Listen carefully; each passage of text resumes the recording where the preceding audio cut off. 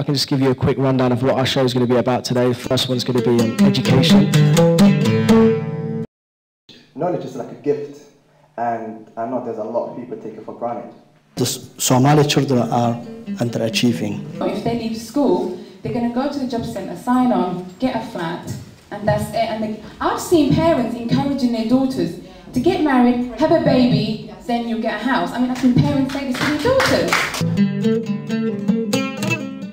The worst things in my life was Etoobiyaanki kaariyaasha oo Soomaali soo dal caasimadii. This is the first time they've been trying for 500 years. This is the first time. Solution wuxuu yahay hadda. The only hope you've got is the educated people.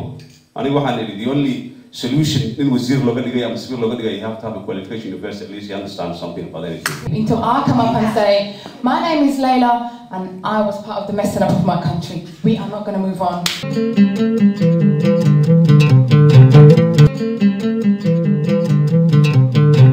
In a Jaffa society, I'm still witnessing the gun killing, click clack. In 95 they sell Somalis and Venice with cold hearted, because they think all we care about is power, control and victory think. Because some Qabil are still fighting each other.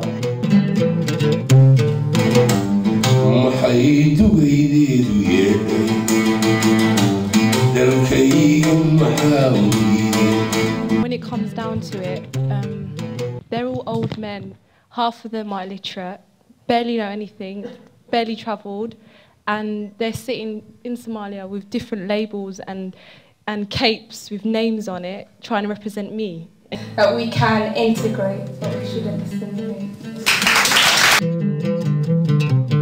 marka runtii dadka Soomaalida wax bartay gaar ahaan dhalinyarada imika inta wax baratay runtii waa dad waxoogaa ah waxa loo baahan yahay runtii dhinaca waalidiinta qudhooda in ay ku dhiirigeliyaan caruurta ama ubadka in ay wax bartaan